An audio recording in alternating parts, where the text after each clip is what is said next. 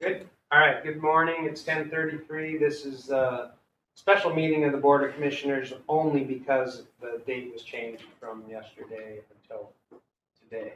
So I'll call the meeting to order and we'll start with the Pledge of Allegiance.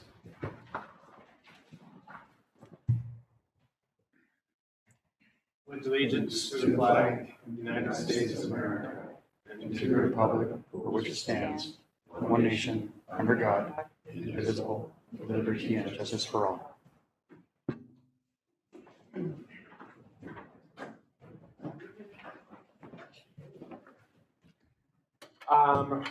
Roll call. I'm Bruce Ansel. John Robert. Scott Fisher. John Ward. Joel Nielsen. Matt Rigberg. Jason Vandermeet. Thank you. Any public comment? No? All right. First order of business is the Volunteer Pension Board meeting. I will open that meeting and we have the July 18th minutes for review and approval. Is there a motion to approve those? Second. Moved and seconded. Any discussion? All in favor? Aye. I think I heard eyes down there. Aye. Unanimous, thank you. Any other volunteer pension board business? Yes, sir. All right, I will go ahead and adjourn the volunteer pension board meeting at 10:35 and open the regular board of commissioners meeting with the first item, the approval of the consent agenda, which includes the July 18th regular meeting minutes, for the August 8th special meeting minutes, staff reports, financial reports, and I will read the numbers for the vouchers, payroll, and benefits. July revenues, $128,832.68. August expenditures,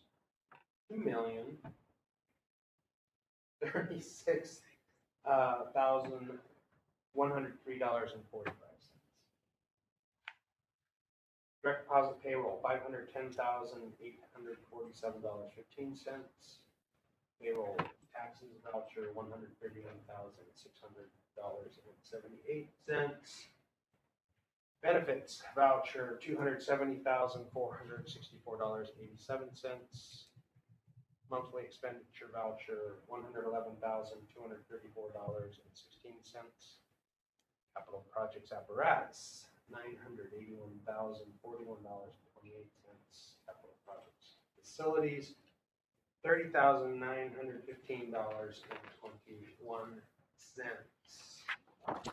Is there a motion to approve the consent agenda? So, Moved and seconded. Is there any concerns, questions, discussion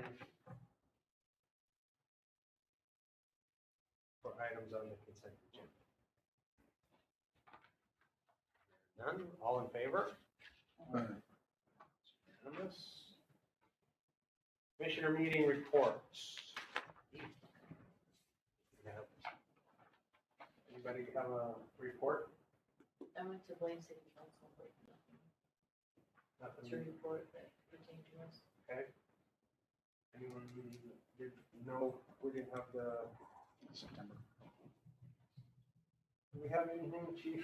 I don't think there was anything going on. You and I went to several public outreach meetings for the levy, but no sit-down meetings. All right. Planning Commission, bring that up? I was gonna bring that up as a Okay, version 2.0. Under your report or whose report? It could come under either one. That has to do with the city. We'll let the fire marshal Okay. address that in here in a second then. All right, 106. Thank you. Obviously, we're pretty bummed about the levy not passing. I just want to give a huge shout out to the body. We knocked on over 3,000 homes. That was in conjunction with mandates, ground downs, and people working a ton of overtime. So we're tired, we're frustrated, but like Chief says, we're just, onward and upward. With 5 new recruits hit the floor, so that's helping. And hopefully we'll get a few more, so. All right, thank you. All right, Deputy Fire Marshal report. Okay, I attended a meeting a week and a half ago, I think it was, for the Blaine Planning Commission. They had an open public meeting there. The commission is proposing to raise the building heights along Peace Portal Drive an additional 12 feet. So going from, I believe it's 36 up to 48 feet from street level. And had a meeting with the city manager and the head of planning, just letting them know that, it's exceeding our ability to reach the top floors because we don't have a dedicated ladder truck here in the city of Blaine. Just let them know that the nearest one's going to be Birch Bay if they're available. The next one might be coming from Ferndale or Bellingham. So it's going to add additional time. So we're saying that, we can't stop them from doing it, but we're not in favor of it. Yeah, no written documents yet. It's that'll be coming. And what was their reception to your comment? It's just they took note of it and they'll keep it in mind. Thank you very much. Yeah, they'll keep it in mind. Yeah. Second thing is our pre-incident planning program that we've got. It's now live. I've sent emails out for people to start logging on and signing up for their account. And I just started training some of the captains here at this station, and I'm trying to work out into the other stations when I have time. And then I'll start setting up a program for them to start, give them a list of buildings to go out and start pre-planning. And we think that's gonna start in like October-ish, or? It could start this week or next week. Okay. Yeah. Were the Whatcom County Sheriffs or Blaine Police involved in that meeting at all? No. Do we have any feedback from them on how that's I going to haven't affect their response? spoken with the police department about it. Yeah. Some of the concerns that I heard at the planning commission meeting about, it's not just raising 12 feet. It's that they want to go to 0 lot lines for these buildings. And the other thing is those properties are going to abut on the west side to the BNSF right away. Would you say, Joel, 12, 14 I feet? think it's 14 feet of access. Yeah, with really no opportunity for Yeah. a hammerhead or for rigs to turn around, which is going to be a no-go for me. Yeah. We're not putting, we can't do that.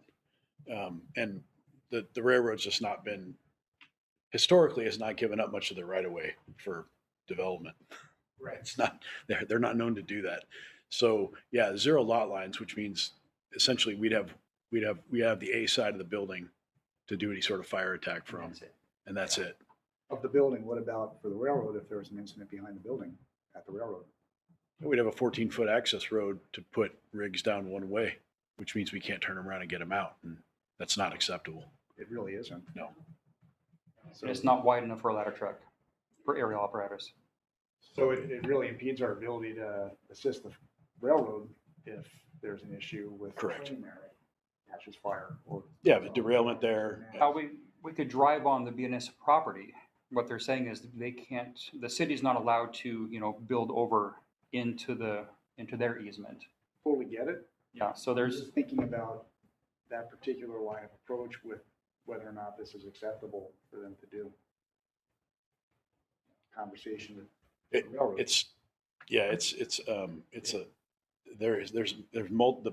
The building and the railroad both present a problem, access problem, if there was an incident in either one. Is the railroad aware, BNSF or aware? I don't know that they are. Because if they're aware of it and all of a sudden they're realizing that we don't have the ability to get in there quick enough for a significant incident, they might want to have a say with the city. Right. yeah. Good point. So the way it's laid out is where the track is, there's about 100 feet, guessing, I haven't measured it, about 100 feet of railroad easement that is open and accessible. But that's where the city easement starts for that driveway or the alley back behind the buildings. And then right at the edge of the alley is where they want to build put the new structures into. So it's going to be just 14 feet with a wall on one side and then BNSF property on the other side. And if BNSF decides to put a fence in there or barriers, that's all we have is a narrow little lane and no way to turn around. The other issue is that they want to, obviously they want to do parking underneath. But in talking with Deputy Fire Marshal Nielsen, there's been no testing done on the impact of electrical vehicle fires in underground parking yet. You know, those, would you say, Joel, those lids are built for about a 3-hour burn. It's a 3-hour rating, yeah. But electrical vehicles have been shown to burn for 18 to 24 hours, which could present a problem, obviously, if we were to have a fire in an underground parking in one of those occupancies. Residential. Yeah. So there's multiple things that need to be, in our mind, need to be addressed. But my understanding is we can only advise, we can't stop. That's my understanding. All right. Thank you. Right. Yeah, I have to do it too. One time only, sure. I just say my concern would be for EMS calls as well, if not just fire, and they're just because of the increased populace, right? And just the Sure. access to get patients in and out. Fair enough. Yep, no, more people, more buildings, less fire department. I don't know how you get that message out. Unfinished business. Move on to station 63. I think we can table this project for now. Okay, was there a payment Never. made? Nope. What did I read? We had a contract. We had a proposed contract that we never signed because Right. of the, But wasn't there a voucher this time that had to do with Station 63? 62.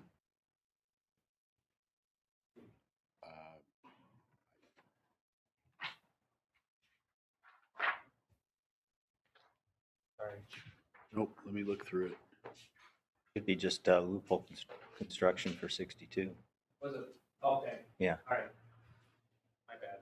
Yes. for 30,000 and change. Gotcha. Yep. All right. I was confusing it with 63. So this project is going to be put on hold. Will we notify the architects then and Yep. just say, Yes, sorry, I'll notify the we architects have no money? and Jim Nelson as well. So Wow. That's a shame. Anybody have a used double wide park there? Are we addressing any of that a little further down this today? No. Stage 63, Well, the 63, 62 delay. we're gonna talk about 62 right now. Oh, is there a comment then? it'll, I think it'll come up during the future planning session, sir. Okay. I think that's where we need to bundle these things. Sure, Like okay. you and I were talking before the meeting, All and right. getting some of that stuff. Get that on that agenda, right? So 63, off, Yep. take it off for now. 62, It says action requested, we don't need any action other than the approval of the vouchers, which you already did. Chief Ward and I went out and talked with Bob Loophole, the contractor that was working on it. He very graciously, we canceled the contract. We buttoned up what we were doing. And he gave us a final invoice and we finished the project for $48,000. We got the worst of the damage. No more damage will occur. The gutters will go on that backside, so there will not be any additional damage to the backside. It's all buttoned up. It's done correctly. We did not move on to any other corners or any other aspect of that building. We just stopped it. Stairs, no? We're not putting stairs on. We are going to mark the building as unoccupied. Okay. We're going to tape off, for lack of a better word, all the faucets, toilets, urinals, everything, turn the water off, keep the heat at 58, and say this building is not to be occupied. We will lock the back doors upstairs. No recruits will be staying there. If we new hires, that building is to be, other than a periodic inspection, that building will be essentially abandoned, for lack of a better, not abandoned, it will be unoccupied. And we'll make sure we post a large sign on the front, because I believe the current sign on the bay door says this station staffed by volunteers. Yeah, no, we will put at every entrance sign, we'll put a laminated Dial sign, 911, dial the 911. station This station is not, occupied. there are no responders at this station. There's no equipment at this station. There's nothing here. And no, this station is not checked on a regular basis, that kind of thing. So Can we remove the rotten sign out front? we will, yep. We'll just disappear it. Take the flag down. Sorry, that's it. If you want. Can I think about that one? Yeah. Okay. No, I'm trying to cover all bases. And I do have a breakdown, if anybody wants it, of kind of the final bill, the final so you can all see what was done, what was paid for.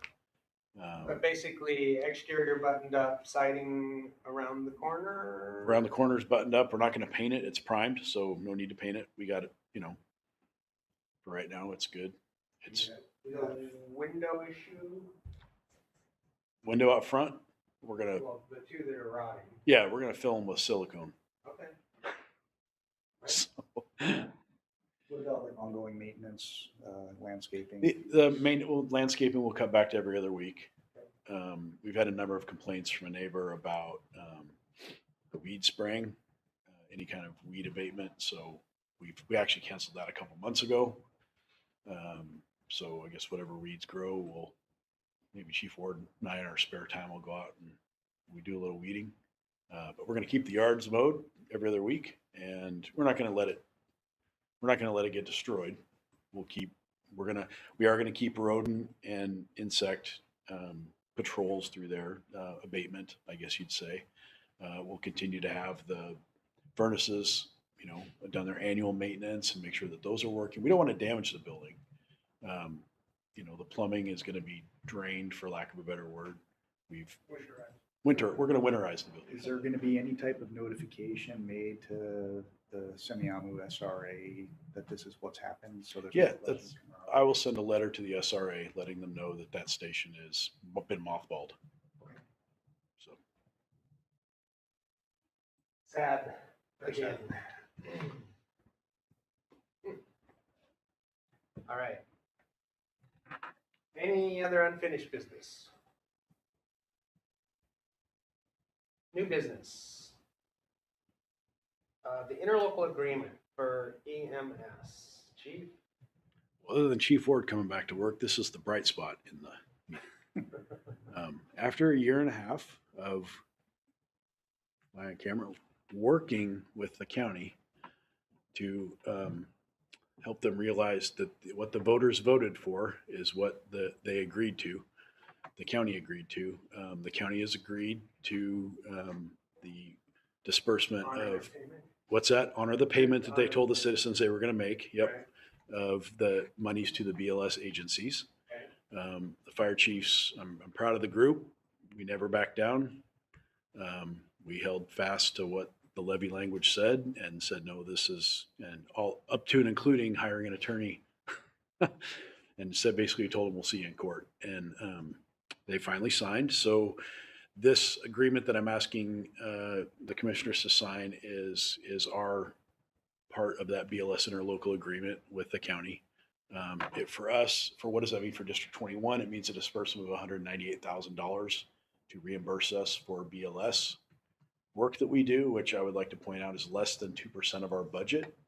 It doesn't replace anything monumental in our budget that we use for EMS, but it is funds that we can certainly use. So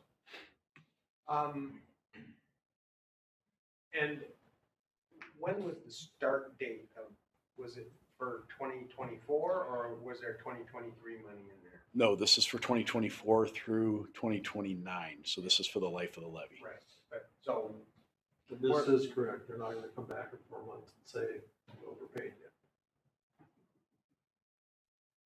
you. This is correct. Both sides have agreed to the as of formula. today, this is correct. Is that a good enough answer? Well, yeah, Okay. yes. I understand who you're working with. And this was vetted by all the fire chiefs that are. All the fire part of this chiefs contract, and the fire chiefs hired Richard Davis. and an attorney. And he's looked at the language, he's comfortable with it. He's comfortable with it. Okay.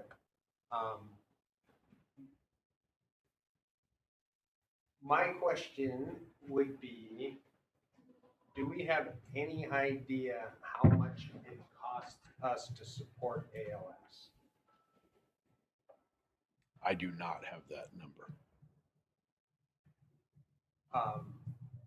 I.e., we go on an ALS call and we end up having to drive the medic unit, so that puts our car out of service, puts our person out of service. Right.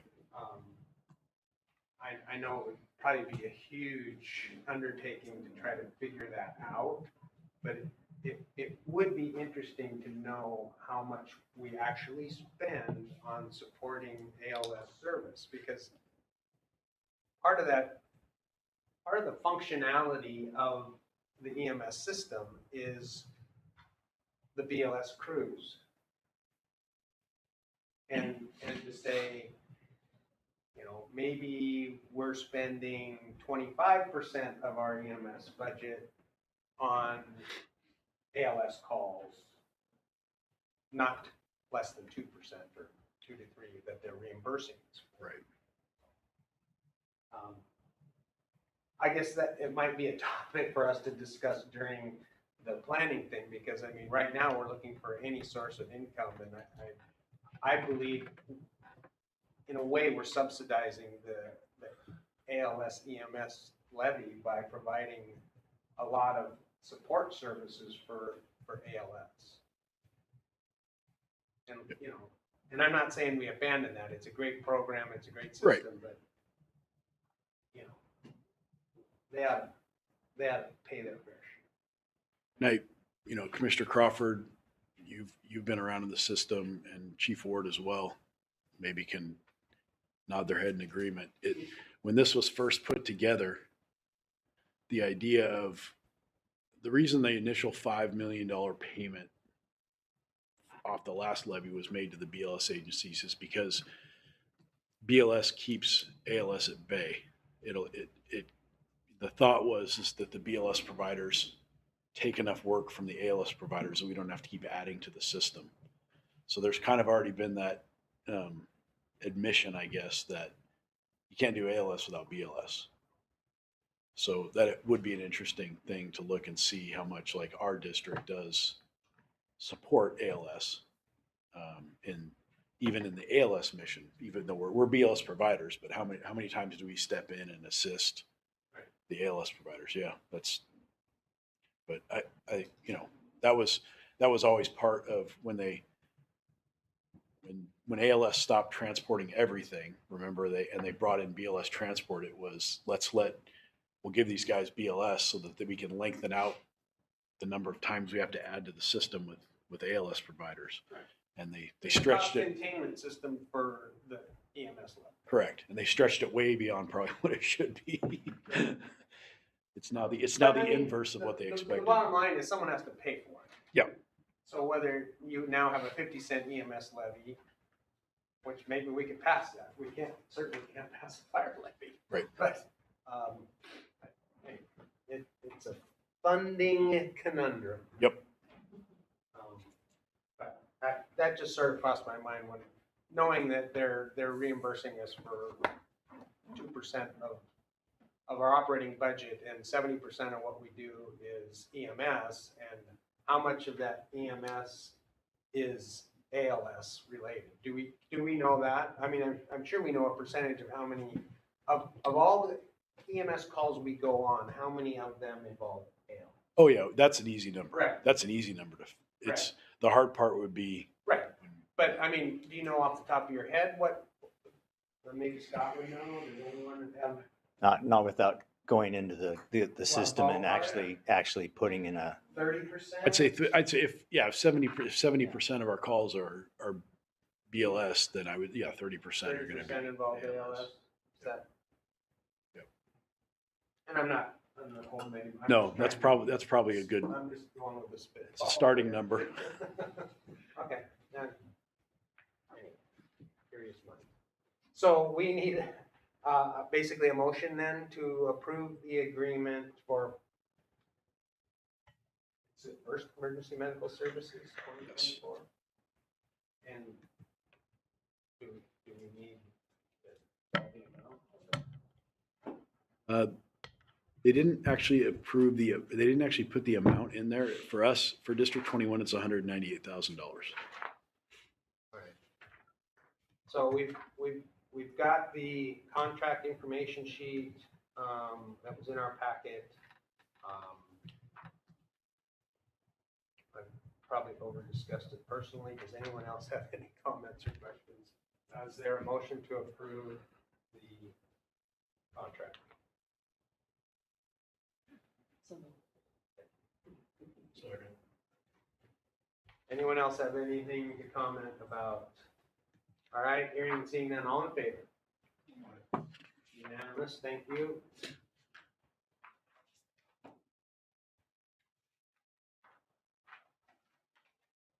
Division Chief of Special Services job description, this was a housekeeping Yes.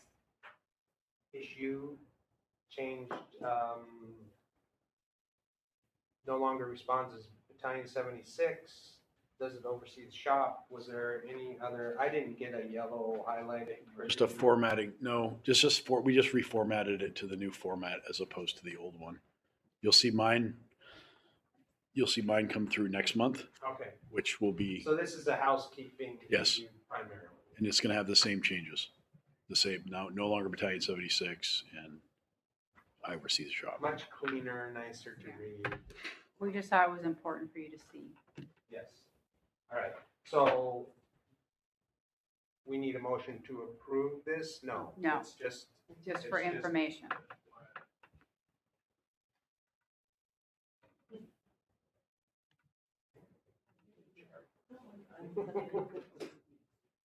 Thank you. All right. Now, our future planning section, we need to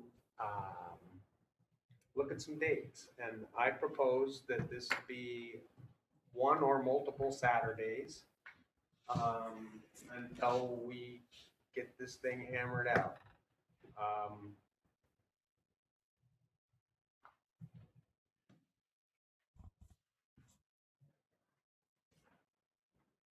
Is that what this was for?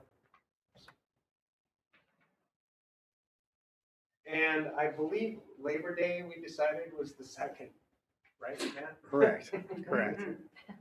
All right. So I mean, as far as I'm concerned, I'm 7/14. The 28th. Oh, that's the first one. I'm not available. I'm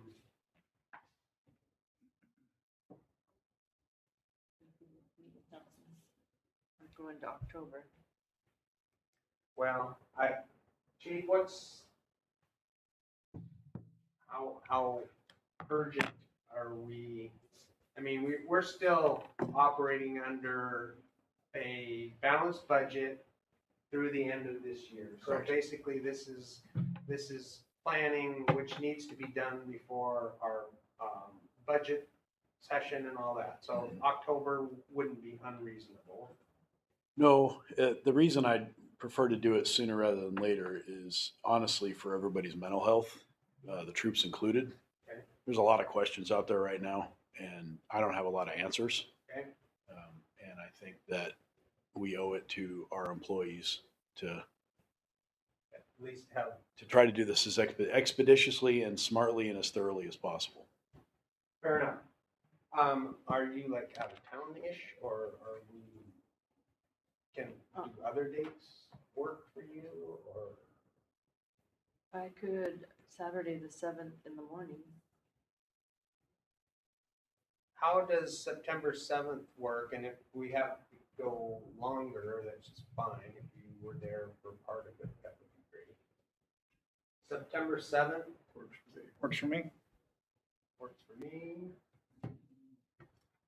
Commissioner McMurray till like say noon, or what time would work for Yeah. you? So, yeah, But I still say we continue regardless of whether you have to leave or not. Okay. And what about starting the night before? Start at like 5 p.m. Work for a couple hours. The only, Don't do the face. the only thing that I would, say no.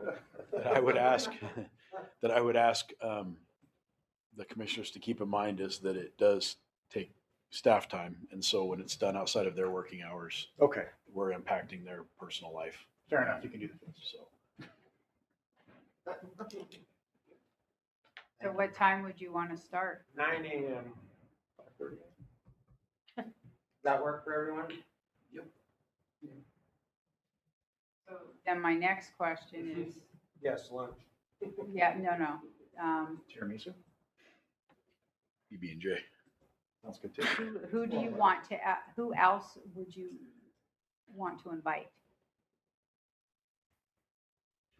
Invite the district board commission. At this first one, Chief, you, I think the first one would be best to actually invite Richard Davis for us to get questions, like the questions about mitigation funds, questions about alternative funding sources. so let's, between now and then, develop those questions so that he comes Yes, prepared and it's not a 6-hour ad hoc, $300 an hour Richard. no, I was thinking of having Richard Davis come for a couple hours. But if we could prepare some questions, and staff will prepare some questions, and we'll have a labor management fee now and then, so maybe I can get some questions out of labor, but so that we can give him time to prepare those things. Yep.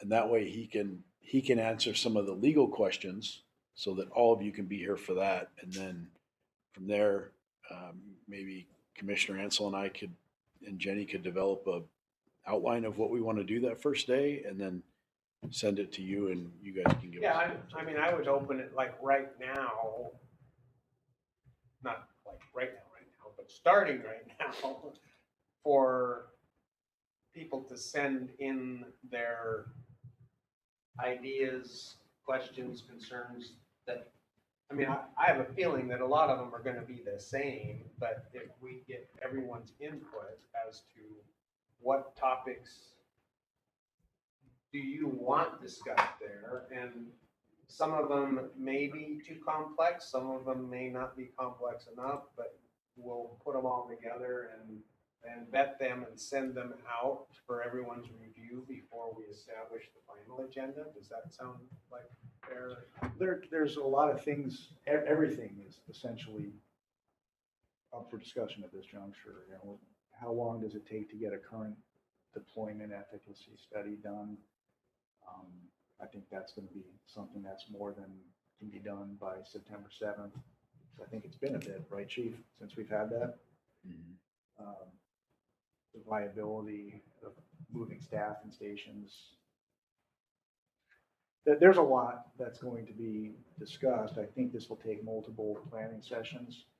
I think as a commission or board, we need to be aware of what the priorities are for the chief and the district, so we can focus our attention on the priorities of the district properly. There's just too many topics right now for us to nail in one meeting.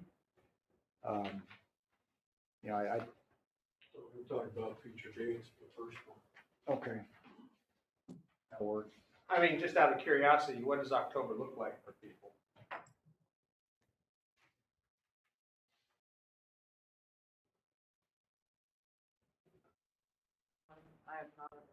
we're out of town, it's the 19th. Okay. All the other ones. So is that It's not now, we're going to be next week, October. We need to be more structured. Been hearing that all morning. October is fairly open. I do think if we don't, we should try to probably have at least November and December are gonna be difficult months to operate in. yeah, plus For us. we're in the budget Yeah. stuff then too. So we do need to establish, if nothing else, a pre-budget meeting in October, right? Mhm. So can we tentatively shoot for 7 or 14 of October? Those the right ones? Saturday, 5 or 12? 5 or 12, yeah. I'm open for both. Or 5 and 12. That's, Well, but I mean, the 5 and or 12 yes, work for everyone right now, if we just put a, and chief, maybe once you talk to staff and stuff, we can come back with.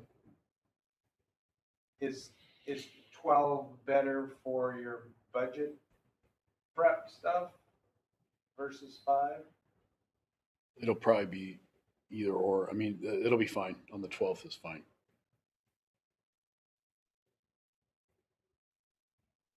Yeah, either one will work. I guess I would remind the board that we have a labor contract through next year. So there's no, I mean, next year can essentially look exactly like this year, just with less Budget-wise, budget wise. right. There's not, I don't foresee a budget crisis next year. It's just going to be status quo with less things getting fixed. the challenge is the hemorrhaging of money on stations that can't be fixed right now. Bingo. Yes, sir. And the equipment, fire trucks. And the aging of So I don't think, well, speaking for myself, I don't think it's the standing contract that's the concern. It's the foreseeable, very foreseeable future where we have difficult decisions to make regarding locations and equipment. Yes. Yes. But what I'm saying is budget wise, I mean, operating budget wise, with the exception of, yes, major repairs or apparatus replacement, we don't have any questions hanging out there as far as operating budget. So, and the projects that we have, or what I think is going to come out of these planning meetings are bigger, longer range projects, and how do we accomplish them with limited funds? And so, and prioritize them. So That does eventually impact the operating budget. that will absolutely affect the. So that's my concern. Oh, I agree with you. It's just, Whatever contract we had, if it were the exact same contract next year, the whole landscape is now shifted. I just meant that there's no crisis in 4 months. Unplanned crises can always happen. Absolutely. A roof caves in or something like that, then Which yeah. it essentially did it. You see. So, yeah, which it did at 63. But yes, I guess in my head, I'm thinking, We're treading water for 4 months easy. right, and keep my nose up. Yeah. So can we just placehold the 12th, and then if on the 7th of September, we decide differently, we can alter it at that point? Okay. Then now we've got 2 dates that are quasi cast in stone, and we'll go from there. So, rather than throw out 100 topics right here, right now, I think if we can just send those ideas to Jenny for topics that you really can't live without discussing. And once she gets those, so if we could do that maybe within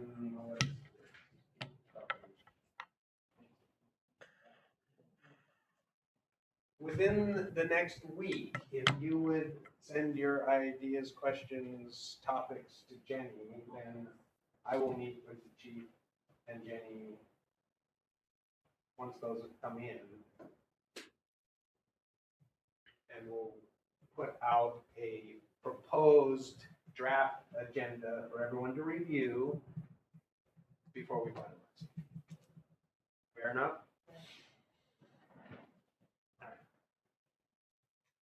And so we're thinking Richard Davis at the first one. Do you want D4? Should we invite them? I don't, I think the follow-on meeting would probably be more appropriate. Yeah, So, I agree. so yeah, I would say Richard Davis, labor staff. And you have a pretty good feel for what topics he should address. I think I do.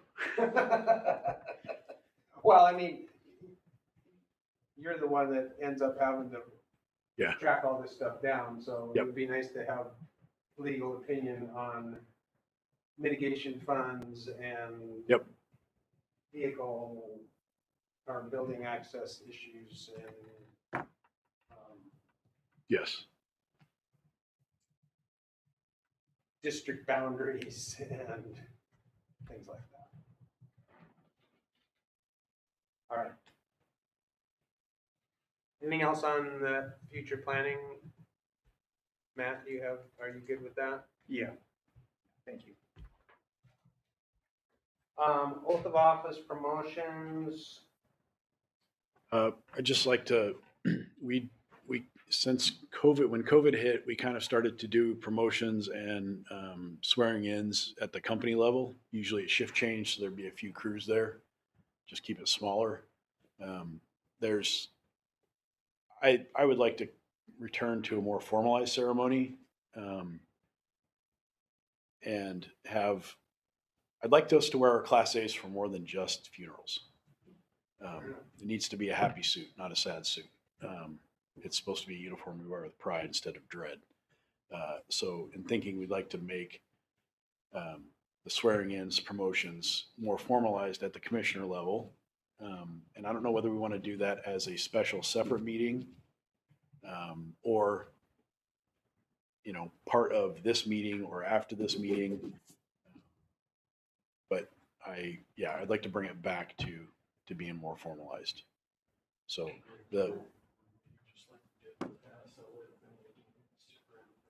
right. So my thought is to do it at the September meeting. So we've got five people to swear in, and we've got four promotions that we need to make. And I'd just like to go back to the roots. I like that idea. So it would allow you guys to celebrate and see the employees' accomplishments, meet our new employees, and it would, Commissioner Ansel could see me in a white shirt, which he always likes doing, and a tie. So I'm in favor of either or, a separate event.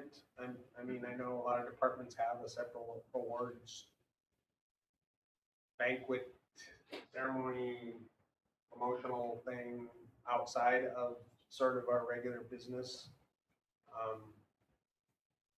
My biggest concern doing it before is it's, thank you, rush, thank you, now get out. And we've got business to take care of. So I think I would almost prefer it to be after our meeting so that we can take care of our business and then socialize, and then we don't have to kick people out the door.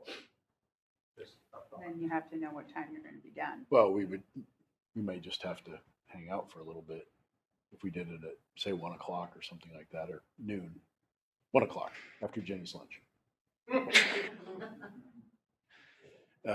If we did it at 1 o'clock or 12:30, that way. Just a thought. To me, it feels weird to bring them all in, shake their hand, and then say, get out of here. Now you can leave. And here's a cookie. Can we look at families as well? Yeah. That's just Well, we'll try the first one. Jenny and I will work on, we'll plan the first one for after the meeting, for a time after the meeting on Or September. a separate date if people want to do that too. I just don't, I don't want to bind it to us having to put a damper on it one way or the other. So if it means, Let's get the 1 o'clock shot and see how it goes from there. Let's try 1 o'clock and then Okay. see how it goes from there. And then if we need to adjust to it, maybe we need to do a special meeting in the evening or, all Saturday. right, we'll try after our meeting on the 19th. 19th. Thank you. That work? Try. Work for you? Perfect. All right. Surplus vehicle. Resolution 2024-06 is the surplus of the chassis that was involved in the accident that is no longer useful to the fire district. We re-chassied that, reboxed it, whatever, and this is just leftovers. Did we steal all the parts off of it that we could possibly take? We got as much as we could. All right, is there a motion to approve resolution 2024-06? Any discussion? All in favor? Aye. Unanimous? Hey, Chief, tell us about this fire engine purchase that was originally approved September 15th, 2020. Okay, so before you, I believe in everybody's packet is, Not everybody, they have to share this. oh, okay. So Jenny has minutes from the meeting on September You can share. 15th, I think, 2022. Yeah. Where the board approved the purchase of a engine from True North Spartan. And we were going to prepay for this engine. Board approved that, and we moved forward with executing the build. Somewhere in there, and this is my responsibility, the money we never paid True North. I can think of multiple scenarios of how that happened, but the bottom line is I probably never darkened somebody's doorway and said, transfer this money. So I am responsible for it. I have certainly learned from this. There's been a lot of discussion in the office about how this could have happened, and unfortunately, the finance director or finance manager is retired in February, so we don't have her here. But again, I am responsible. There is no money missing. The money stayed in reserve. And because of past trauma, I guess we'll call it, and local, I'm looking for a little pat on the back here. In the past, when there was excess funds, former fire chiefs always immediately transferred it into one of what I call a sequestered account. Capital reserves, capital facilities, or capital apparatus. Once funds are in those accounts, they cannot be used for anything except that. So in the negotiation game, in the wage game, once you put money in there, it cannot be negotiated against. By leaving money in an encumbered reserve, just a general reserve account, it is considered income that the district has. I believe, and in talking with Commissioner Ansel and just the way I've operated for the past 5 years, that's a more fair way of doing things for everybody. When we have transferred money from unencumbered reserves to a sequestered account, we do it at the board meeting so that labor knows where that money's going and why it's going to that account, and then we make the transfer with the approval of the board. To me, it's just a more transparent way of doing things to our employees. Instead of socking money away with no plan to use it, We've been keeping those accounts at roughly $1 million per. And that's, sometimes we drop as low as 800, sometimes we go as high as 1.25 in some of those accounts. Capital facilities, we typically leave at 1.5 million. And that's been my standard operating procedure from the time I came into the chief's office. I did ask the attorney when I became the chief, what is a responsible amount, a percentage for these accounts to have in reserve, to have in general unencumbered reserves? He's like, there's no standard. Whatever, you just do what you want to do. It's not, he didn't say it exactly like that, but that's what I heard. Was he basically said there's no standard, there's no state rule, there's no guidelines, there's no best practices. It's up to each individual district how you do this. Bottom line is that money did not get prepaid to True North. There was no invoice sent from True North. When I sent the sales guy, hey, we got approval, he didn't send me an invoice. So that probably didn't trigger to me to go to the finance manager and say, hey, we need to pay this. That's the best excuse that I have. Thankfully, the engine's built. It's sitting in Hillsboro, Oregon. The final inspection's been done on it. It's ready to be delivered. When I sat down with True North and said, hey, we're done with the tenders, we want our money back, they were amenable to that. I said, so just send the engine, we prepaid for the engine, send it our way. And they're like, not so much. So they sent me some documents to prove that we hadn't paid for it. I went through with Jessica, our finances. We've never paid for it. The money's still there. It's been sitting in reserves, accumulating interest for 2 years, I guess, since 2022. It never was lost. It's never been transferred. We don't do electronic transfers. We can see. I sign every check. If I would have signed it, we don't put $900,000 checks in the mail. We hand deliver them. And that's what'll happen with this check next Wednesday. Chief Ward or I'll go down to Marysville and hand it to True North. But the money's not gone, it didn't disappear. It just never got transferred from unencumbered reserve to capital apparatus and then dispersed to True North. And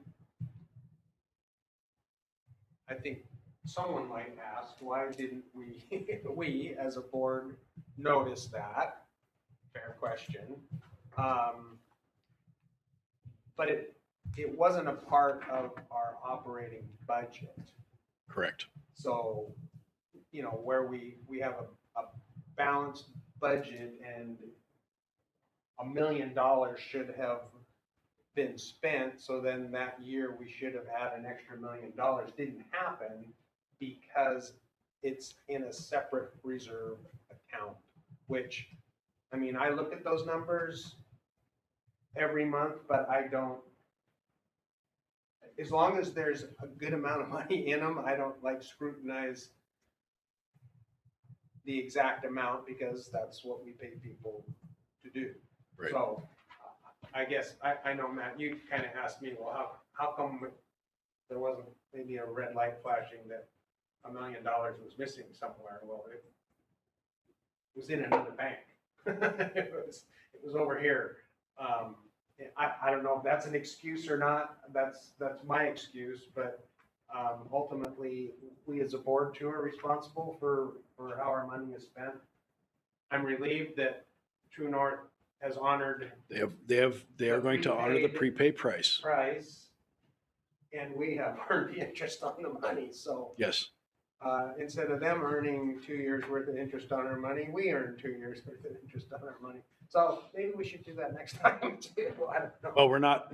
I've learned we're not going to prepay for apparatus anymore. It's not worth the hassle based on the slowdowns in what their target delivery date versus what the actual delivery date is. We were supposed to have this piece of apparatus a year ago. So one of the challenges that I see is we've been operating under the assumption that our unencumbered reserve then is healthy, where it's going to be $1 million less than we thought it was, which makes it less healthy. And with all of the budgeting challenges that we have, this adds a whole other wrinkle onto our finances. So I do have that concern. Where does that pull our unencumbered to? $4.3 million. And as we discuss in our meeting in September, our ability to reimburse a commissioner bond on a monthly basis, and that's one of those considerations that now directly impacts it.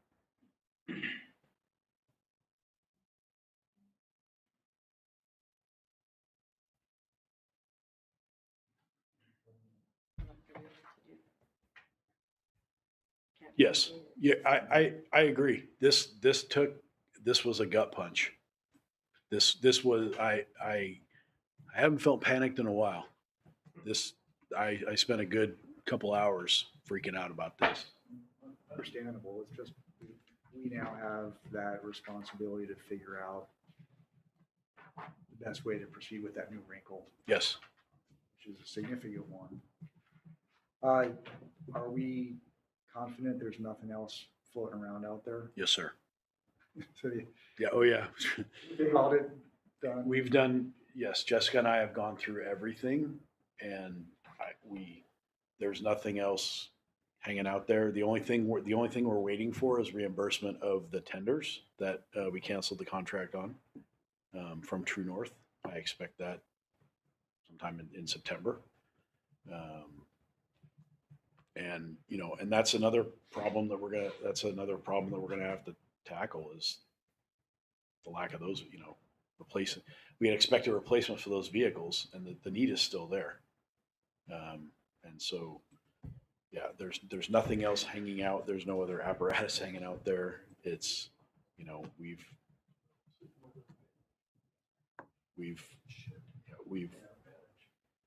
there's a new, all I can say is that the communication between Jessica and I is different than in previous. And I did bring all of the county financials for the last 2.5 years, if anybody wants to inspect them so that they can see that money didn't just vaporize. If there's further questions, I would ask that you come into the office. Jessica knows Springbrook much better than I do. She can go, the three of us can sit down. We can go through literally line by line what we paid to True North. We do not use electronic fund transfers at all. We only use paper checks. There's a paper copy of every single check that's gone out. There is no, I won't say zero, but there's a close to 0% chance that there's been any malfeasance. We have had a state audit since then, last year. So the state auditor's been through our books. It was a stupid oversight on my part, a communication error, and I take responsibility. But there is nothing else hanging out there either. It's caused like I said, it's caused Jessica and I to do a deep dive into budget, past planned projects where they completed, those kind of things. So, and yeah, it does add it adds another wrinkle or another stress ring to the how we're going to fix this problem moving forward. The other bottom line is we are down to 0 reserve apparatus right now. Our old stuff is dying. So if we have an engine go out of service today, we have nothing to put those people on. Do we have a contingency lease plan?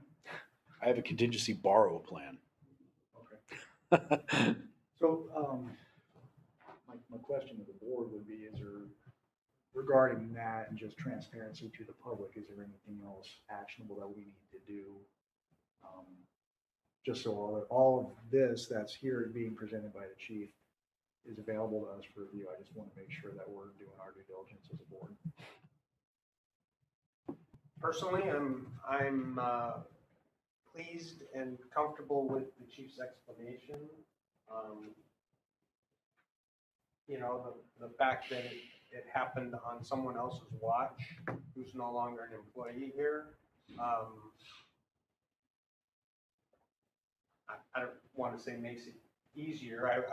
I would be disappointed if it was our current person, who I think is doing a heck of a job in the finance department and has taken us to a new level. And I think, as the chief stated, maybe a better opportunity to communicate back and forth with each other and know what's going on. So the fact that we've passed 2 audits since that occurred, why it wasn't picked up in the audit. Was it listed as a liability, a financial liability anywhere? Excuse me. You know, I can't say that I know. I didn't do the finance manager does the financial reporting, the financials to the auditor. So I don't know. I'd have to go back through the audit report and look. We have a clear line of communication with the auditor now. Jessica's opened one already about not malfeasance questions or anything missing questions, but just about differences in the way that Jessica did the reporting to the auditor versus the previous person in the office did the reporting to the recording to the auditor, to make sure that Jessica's doing it right and correct. So that would be, we could certainly go back and reach out to our contact at the state auditor's office and have them relook at that if you'd like. And maybe that's the most transparent way to do things. I don't know that that's my authority to direct that or not. I mean, I just, somewhere there, this was a significant financial liability that was just, But so this apparatus was ordered in 2020, expected to be delivered in 2021. And because of COVID and the slowdown, it wasn't delivered till 2022. So because it was in the capital budget, it wasn't in the line item day-to-day budget. At the end of 2021, for whatever reason, it dropped off my radar. And that money just sat there. So it's possible it didn't get listed as a liability in 2022, and therefore it didn't get picked up by the auditor. But they certainly would have seen it in 2021 and asked, hey, what's the status of this project?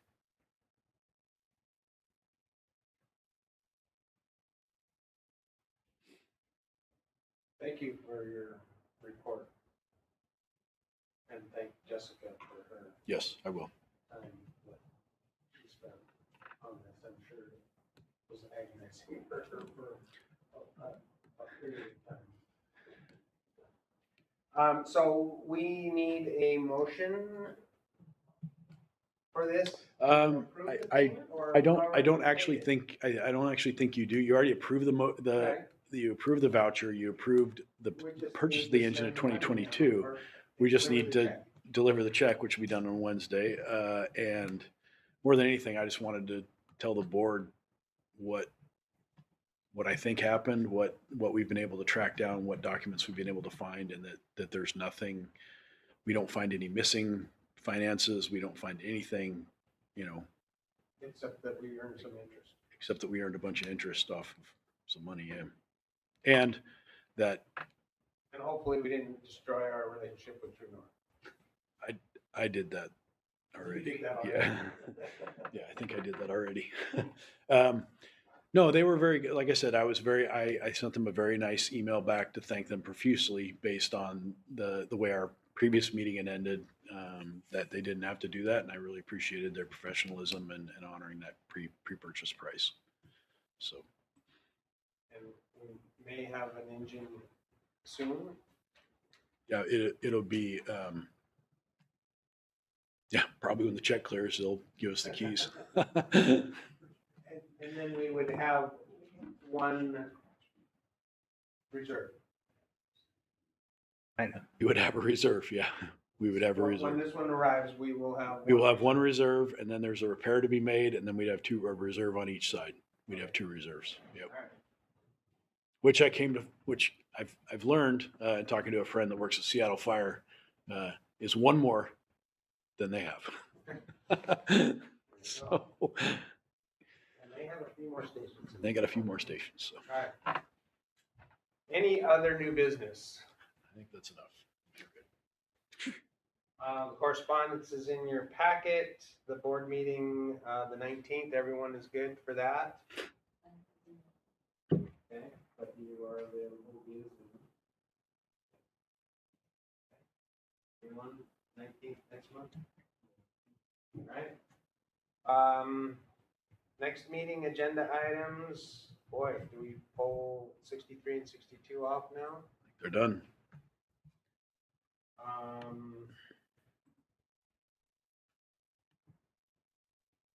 Maybe we'll have a draft agenda for the planning meeting at that meeting. So that's done. But we should have, the planning meeting will be prior to. So we should have maybe a report on that, and then the agenda for the 12th of October. Yeah, sorry. Sorry. Well, time is flying by fast. All right, anything else for our next meeting? Sir, my job description will be, Pre-budget stuff, not ready yet?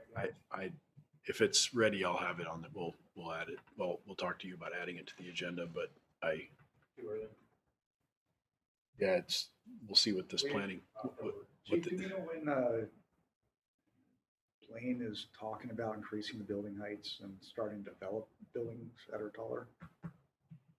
They haven't put, there's nobody ready to break ground, as I understand. They're just at this point talking about they had a public meeting. Only, I think 50% plus one of the commissioners, the planning commissioners, showed up at the meeting. So now they're going to have another public meeting about the building height. And then this is related to next meeting. That's why I'm asking, even though we talked about this earlier. If the city were to move forward with a project like this, that puts us at an operational disadvantage. Is the expectation there that we're able to respond with the appropriate equipment? Their expectation is that we respond with. Is the legal expectation? Are we legally? That I'm not sure how. I think we can inform them that we don't have it and they can choose to move forward. And I'm not sure whose liability that falls down on. That should be a topic for Mr. Davis. Yep. I just didn't know if we needed additional information in the next meeting about where that sits, because that's another thing on our agenda. I know I'm on record here, but my experience with the city is that they don't really know or care about public safety from the fire service standpoint and what they choose to do downtown, how it affects our ability to provide that service.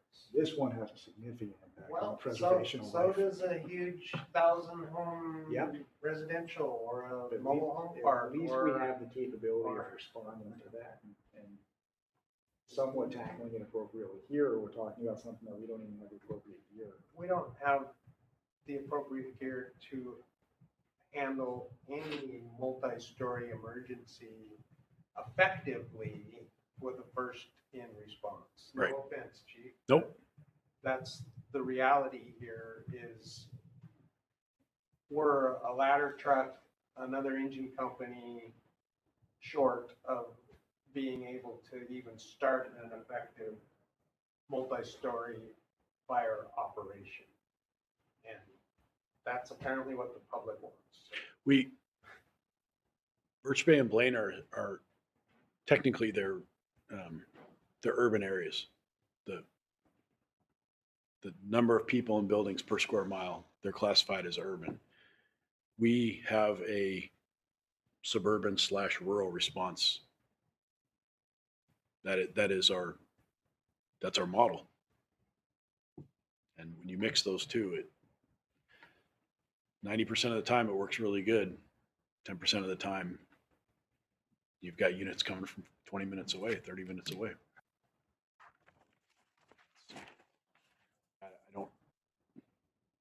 That's a great question for Mr. Davis as far as liability, who's We're on the hook for $3 million. going to jail. Yeah.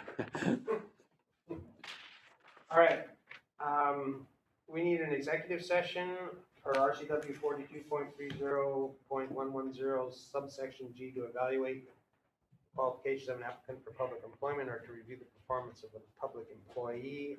There will be no action. No after action that. taken. And we need 10 minutes. 10 minutes.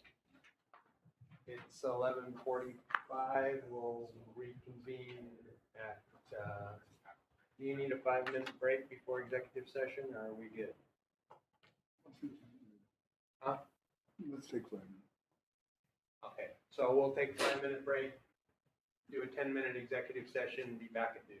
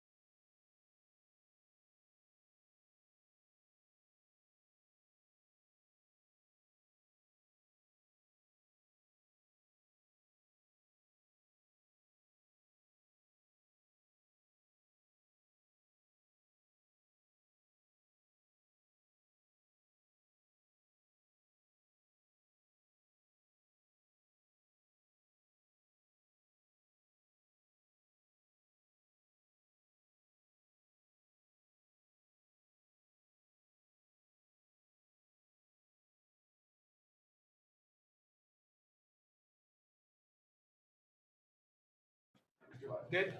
All right. 12:06, reconvene after executive session. There's no action after the executive session. I will entertain a motion to adjourn. Okay, I'm a second. All in favor? Aye. We are adjourned at 12:07. Thank you.